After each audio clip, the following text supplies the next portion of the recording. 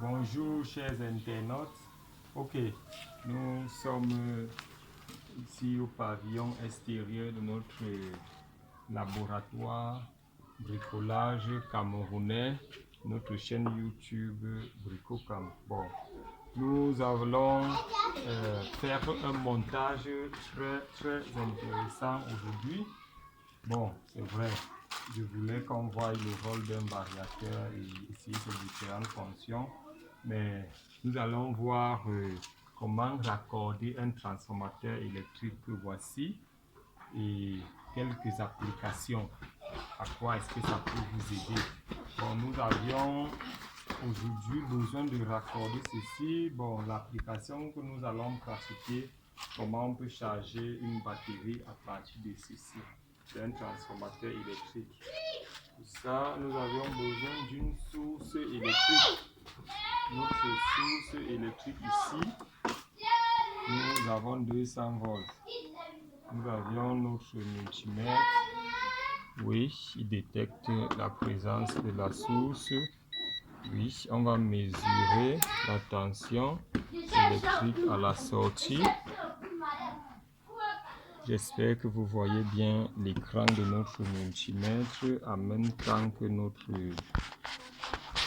source électrique.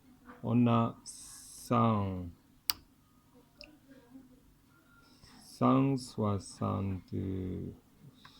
La tension instable là, c'est Eneo. Oui, on a 173 volts en moyenne. Oui, on va raccorder un transformateur électrique. Pour ceci, d'abord, premièrement, ce qu'il faut savoir, bon, on a de la craie ici. Ce qu'il faut savoir, c'est que un transformateur a des fils d'entrée ou de sortie. On va identifier selon le besoin.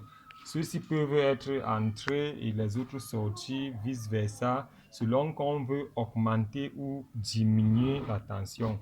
Et ici, là, nous, on va monter ceci pour diminuer la tension parce que on va monter une charge batterie. J'ai récupéré ce transformateur dans ce que nous appelons ici régulateur de tension. C'est vrai, c'est pas conforme. Ça ne joue pas vraiment son rôle. Bon, et pour ça, donc, pour connaître qui va nous servir d'entrée et qui va nous servir de sortie lorsqu'il s'agit d'ABC, nous nous basons sur la loi d'Ohm. Et la loi d'Ohm, U égale RI, avec R la résistance et I l'intensité. D'après la loi de nœuds, nous savons que I se conserve. Maintenant, si I se conserve, ça veut donc dire que l'intensité à l'entrée sera égale à l'intensité à la sortie. Comme nous allons faire entrer un courant A, et il va être égal à la somme des courants à la sortie. Donc, maintenant, ce qui nous reste à savoir, l'entrée et la sortie. Plus nous voulons abaisser la tension, si R diminue, U diminue, ça veut donc dire qu'on va prendre le côté qui a moins de résistance. Puisqu'on U et R sont proportionnels. Alors, on va utiliser notre multimètre pour voir qui est le côté qui a la résistance la plus faible. On va mettre notre multimètre en mode Ohm. Bon, on commence par ici.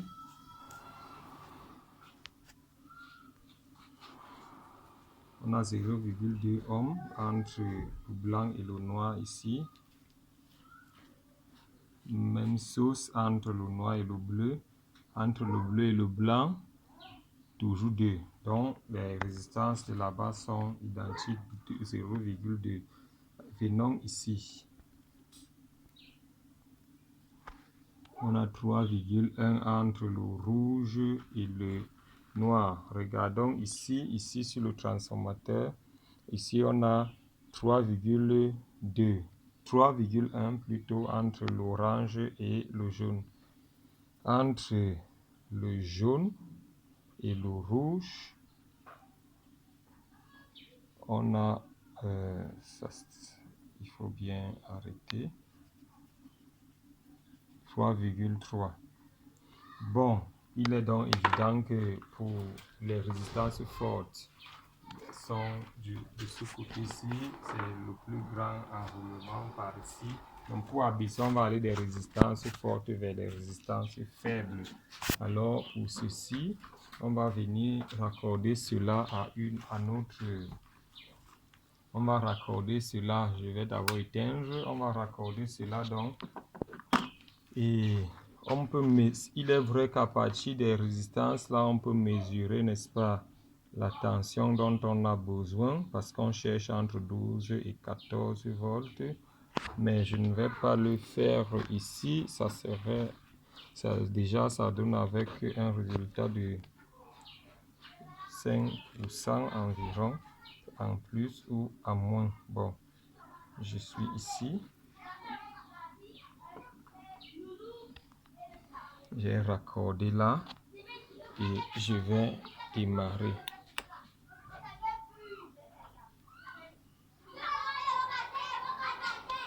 Oui, j'ai démarré.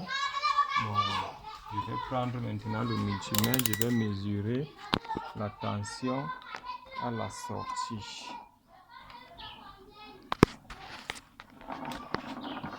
J'évite de beaucoup bouger ces câbles, je n'ai pas pris la peine de cirer comme vous avez vu tout à l'heure. Je suis ici, tension. Donc j'ai 13 volts. Ok, entre le bleu et le blanc. C'est exactement le résultat dont j'ai besoin, entre 13 et 14.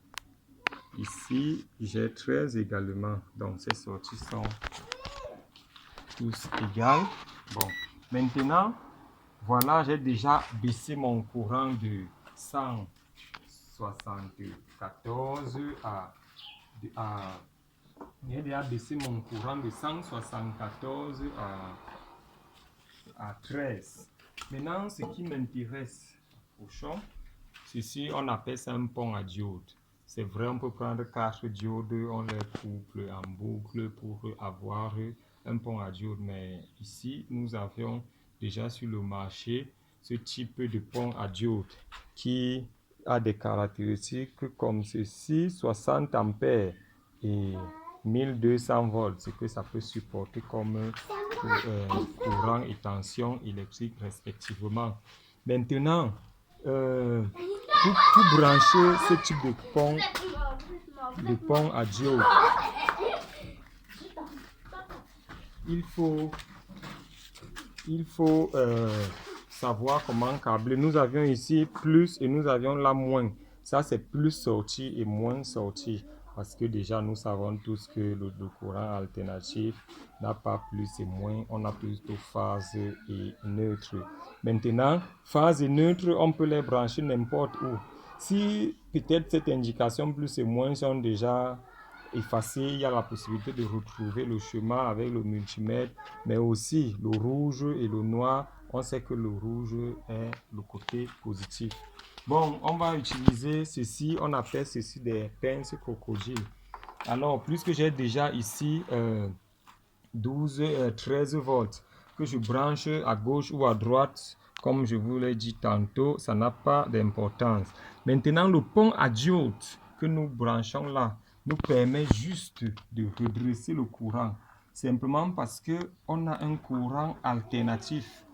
Puisque nous avions abaissé la tension, ça ne veut pas dire que nous l'avions redressé.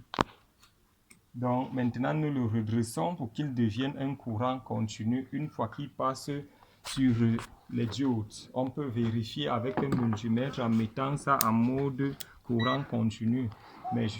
Et pour vérifier quelle tension sort, il y a toujours une légère perte lorsque on transforme le courant.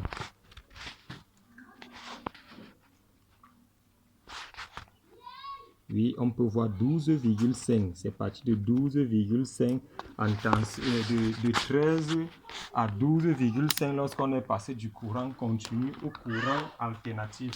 Maintenant, avec ce courant, on peut charger une batterie. Après avoir chargé une batterie, on peut avoir plusieurs applications. Par exemple, Bon, maintenant, souvenez-vous du côté de plus, je vais mettre le rouge du côté de plus.